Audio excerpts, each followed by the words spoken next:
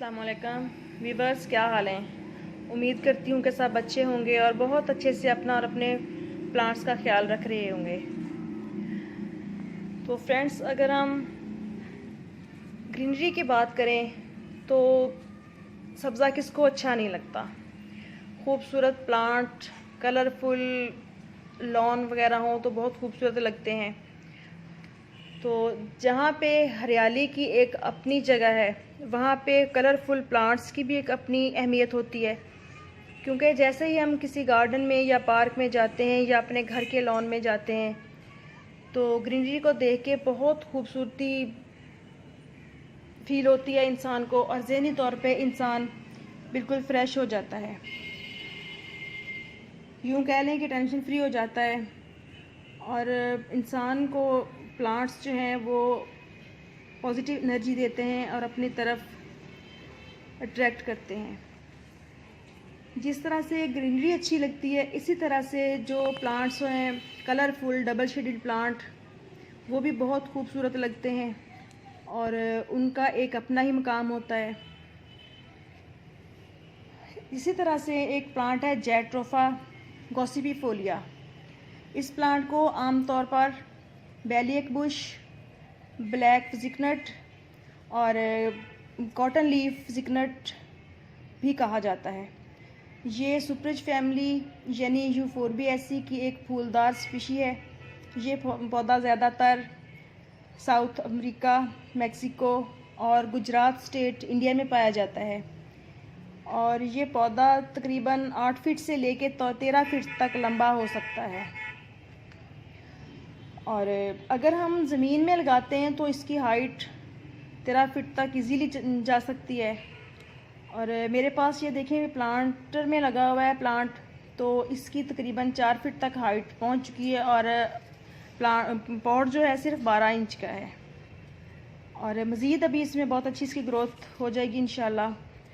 और जब ये प्लांट अपने न्यू लीव्स निकालता है तो शुरू में इसके पत्ते पर्पल कलर के होते हैं और स्टिकी होते हैं, जो कि वक्त के साथ साथ ब्राइट ग्रीन हो जाते हैं। इस पौधे पर छोटे छोटे सुर्ख रंग के फूल, जिनका मरकज़ पीला होता है, गुच्छों की सूरत में खिलते हैं और बहुत खूबसूरत लगते हैं और इंसान को और हनी बीज वगैरह को, बटरफ्लाइज को अपनी तरफ अट्रैक्ट करते हैं और बहुत प्यारा लुक देते हैं।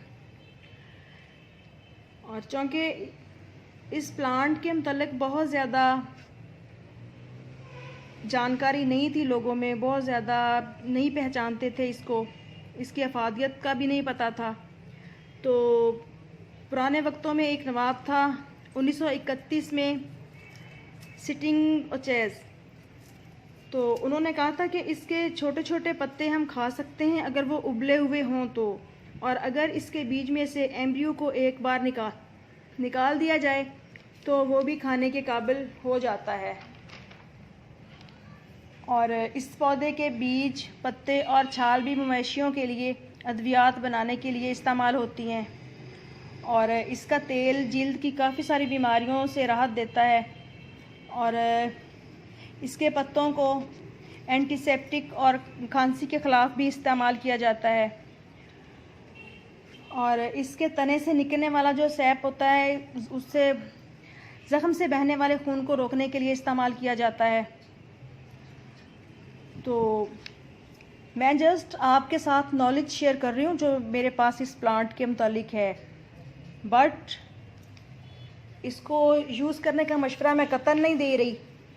तो ना ही आप इसको यूज़ करने की कोशिश कीजिए, क्योंकि इस प्लांट को हम खूबसूरती के लिए अपने गार्डन में लगाते हैं, तो बेहतर है कि इसको सिर्फ प्लांटेशन ही तक ही रखें। और इस पौधे का हर हिस्सा इंसेक्टिसाइड है और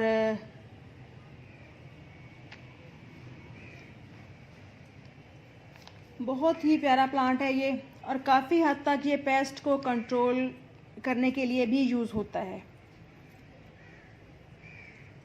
क्योंकि मेरे पास भी ये प्लांट तकरीबन 3 साल से है, तो मैंने इस पर कभी कोई पेस्ट वगैरह का अटैक नहीं देखा, लेकिन सुना है कि इस पर पेस्ट वगैरह का अटैक हो जाता है।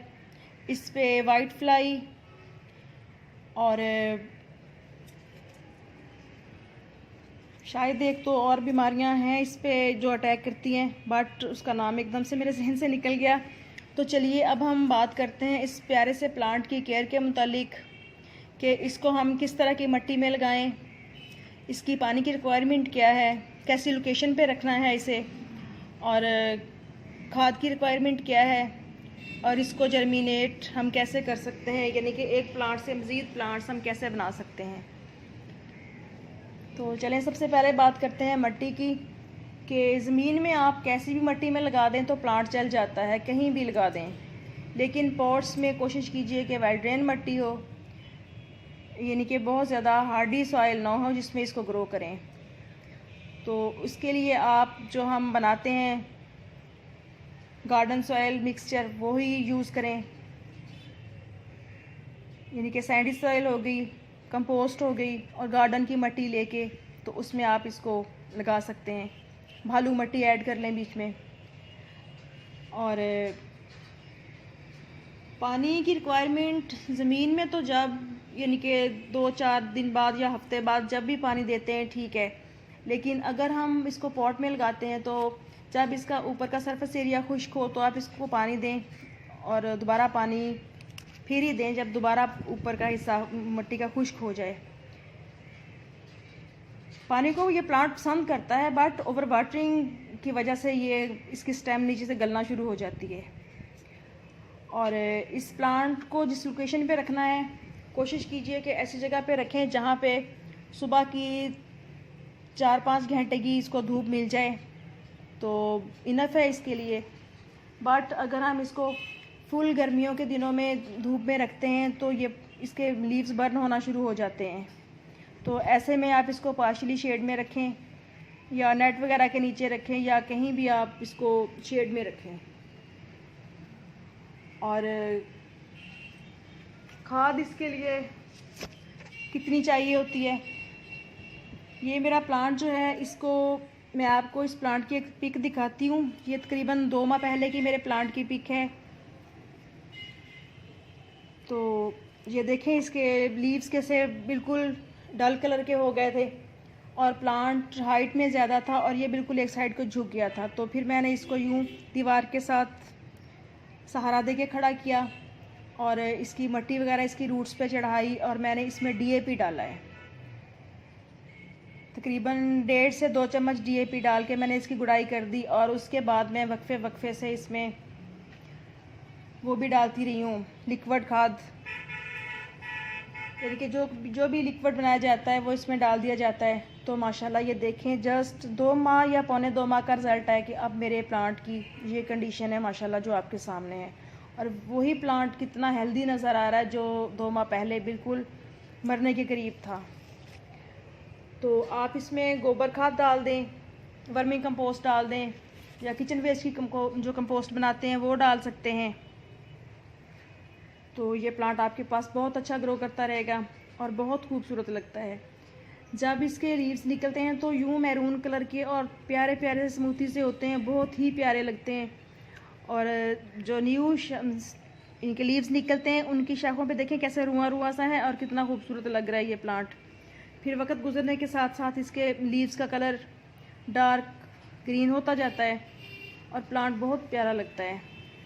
और इसको हम सीड के ज़रिए भी ग्रो कर सकते हैं और कटिंग के ज़रिए भी इसको बहुत आसानी से ग्रो किया जाता है। इसकी आप 6 इंच की 5 इंच की कटिंग ले लें जो न्यू ग्रोथ इस पर आती है, वो स्टेम इसकी लेके तो आपके पास अगर रूटिंग हार्मोन है तो वो लगा दें या होममेड रूटिंग हार्मोन जो होते हैं हनी ले लें, एलोवेरा का जेल हो गया, उसके अलावा सिनेमन पाउडर हो गया, तो कुछ भी लगा के आप इसको ग्रो कर दें तो ये प्लांट चंद दिनों में बहुत अच्छी ग्रोथ शुरू कर लेता है। और कटिंग लगाने के लिए आप हमेशा कटिंग करें या सीडलिंग करें तो हमेशा आप भालू मिट्टी लें, क्योंकि बहुत से मीडियाज़ यूज़ किए जाते हैं, बट जो सबसे आसान तरीका है जो हर किसी को अवेलेबल होता है वो भाल वाली मिट्टी तो इंसान को मिल ही जाती है, जिसके लिए बहुत तगोदो नहीं करनी पड़ती। तो उसमें लगा के आप भाल वाली मिट्टी में तो आप शेडी एरिया में रख दें। तो चंद दिनों के बाद ये प्लांट बहुत अच्छी ग्रोथ शुरू कर लेता है। तो ओके फ्रेंड्स, मज़ीद अगर कोई क्वेश्चन हो इस प्लांट के मुतालिक, कोई कन्फ्यूजन हो, तो आप कमेंट करके पूछ सकते हैं। तो इजाज़त दीजिए, इंशाल्लाह फिर मिलेंगे नेक्स्ट वीडियो में नेक्स्ट टॉपिक के साथ। ओके, अल्लाह हाफ़िज़।